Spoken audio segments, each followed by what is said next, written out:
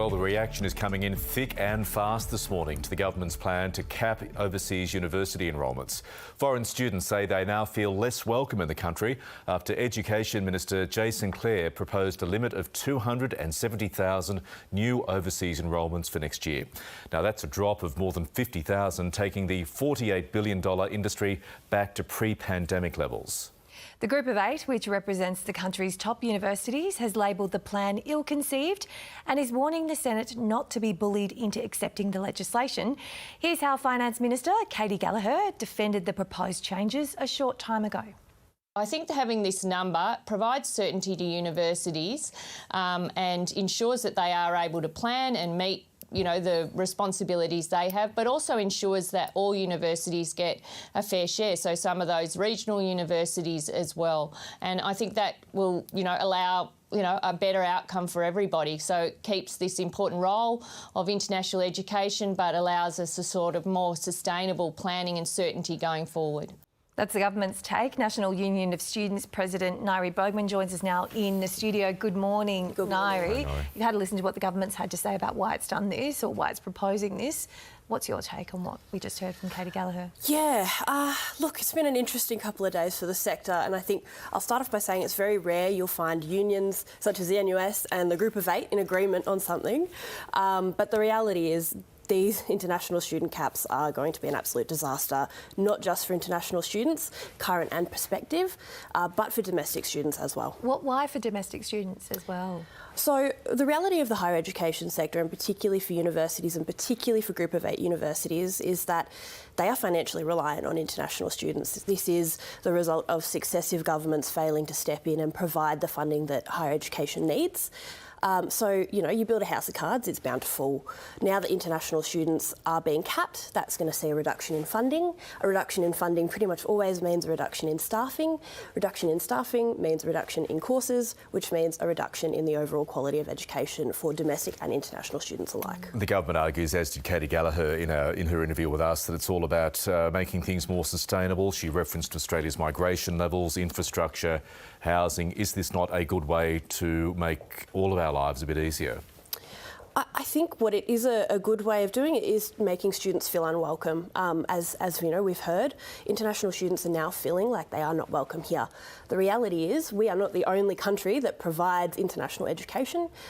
Students could, now turn around. They could go to the UK, the US, anywhere where they're able to get the education they're seeking, because that's what's important for international students. It's getting the education that will lead them where they want to go. They can find that elsewhere. So it sounds like you don't really buy into this argument from the government that this is a decision around sustainability and migration. Do you believe it's driven by something else?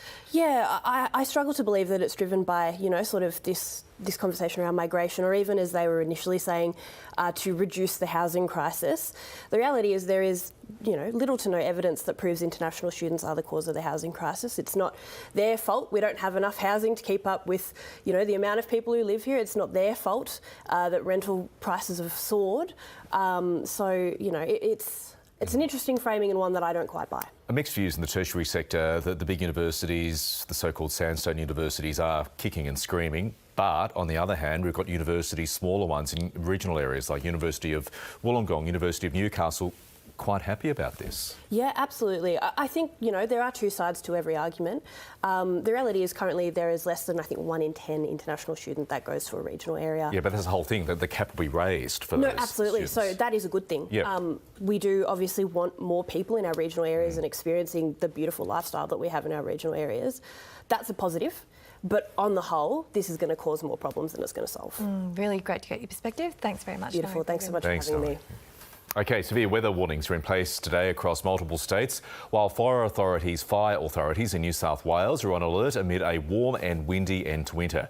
Steph Ferrier is at the State Control Centre in Melbourne. Charlie Mills is in Sydney for us. First to you, Steph. What has happened overnight? Good morning, Michael. Yes, here at the Nerve Centre, SES officers have been busy receiving the information from residents around Melbourne and Victoria who've been waking up this morning to really witness the destruction caused by these very damaging winds. And so far, we've got well over 500 calls for assistance. 426 of those are for trees down and 74 of those 4 buildings damaged. Now, we heard from one of those residents, Bev. She lives in Melbourne South East in Chelsea Heights, and she says that she's still shaken after her house had a very, very narrow miss with a crashing tree. This is what she had to say.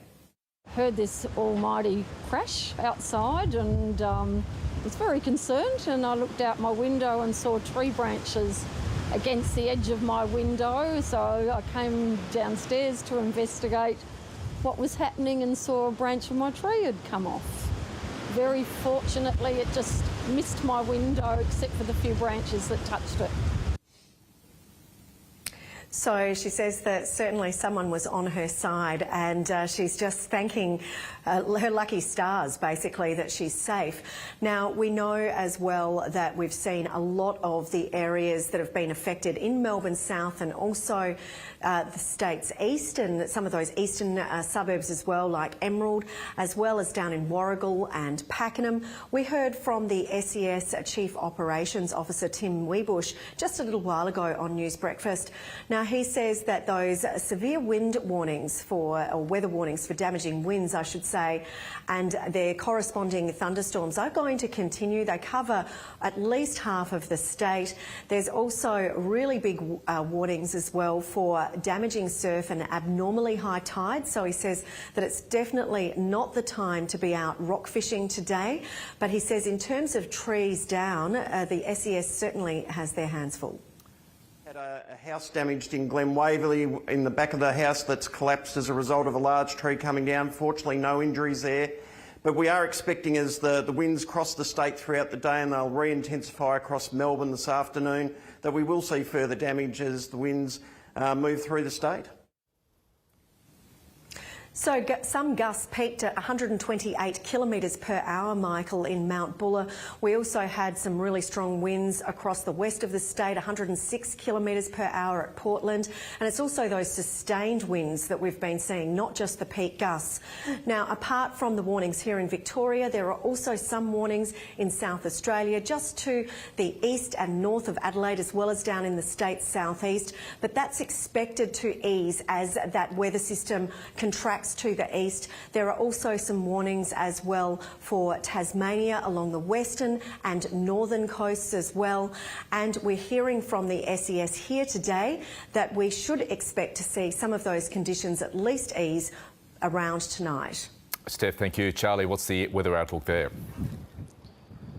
Well, we are expecting a very hot and windy end to August here in New South Wales. There is a severe weather warning for damaging winds right across the southern areas of New South Wales today. That's in the Illawarra, the Central Tablelands, Southern Tablelands, the Hunter Forecast District and in the Snowy Mountains. Illawarra is bracing for winds with gusts of up to 110 kilometres per hour. Similar wind gusts in areas in the Snowy Mountains today. So people being urged just to be careful and prepare their homes to avoid any of that damage or impact from those winds. It is also set to be quite the hot week here in New South Wales. Temperatures are reaching the high 20s in those population centres today. Sydney today reaching 28 degrees, 29 in Newcastle, 25 in Wollongong, and that matches that band of hot weather right across the state, well above those August averages. The heat has meant the end of this year's ski season with that snow melting much earlier than normal. So that combination of abnormally warm weather and those high damaging winds, it's prompted a warning from the Rural Fire Service. They're asking landholders and residents to be careful and check weather conditions before lighting any fires. This time of year is often when backburning would commence, but there is a heightened bushfire risk right now. So the message going out to people right across the state to check those conditions and be careful when lighting fires. Always be careful. Charlie, Steph, thank you both. AirBnB has hit out of Victoria's proposed short-stay levy bill, claiming it will create more red tape and confusion. The changes will give local councils and owners' corporations the power to ban residents from using platforms like Airbnb to rent out their properties. The head of public policy at Airbnb Australia says 79 different councils will now be able to come up with their own set of rules. Emergency crews rescued 13 people who were stranded on a ride for 2 hours at a Gold Coast theme park yesterday afternoon. A cherry picker was brought in to help bring them down. They were on the Vortex at SeaWorld when it malfunctioned, and engineers will try to determine just what went wrong. It is in fact the second rescue in less than a week at SeaWorld. The man tipped to be Queensland's new police union president is calling on the community to have a full and frank conversation about burnout within the force. Shane Pryor, who is currently vice president of the union, says the scourge of domestic and family violence is driving officers out of the service. Queensland Police were called to 192,000 domestic and family violence incidents in the past year. One of Territory Labor's few remaining members believes the failure of the Voice to Parliament referendum has left Bush voters dejected. Voter turnout in non-metropolitan seats dropped below 45% in this year's NT election. Labor member for the seat of Daly, Duran Young, says people feel their voices aren't valued. South Australia's Dairy Farmers Association is hopeful technology that turns methane gas into electricity will be available locally within 3 years. It's looking into how it could use gas captured in wastewater ponds to combat surging power prices. The technology is already used overseas, and the association has identified a farm willing to pilot the project. And a SpaceX rocket could launch 4 people beyond the Earth's atmosphere today, in fact to infinity and beyond perhaps, to attempt the first ever spacewalk, perhaps not, by a private company. The crew is expected to test a new generation of mobile space suits that SpaceX says will be needed to colonise the Moon and Mars.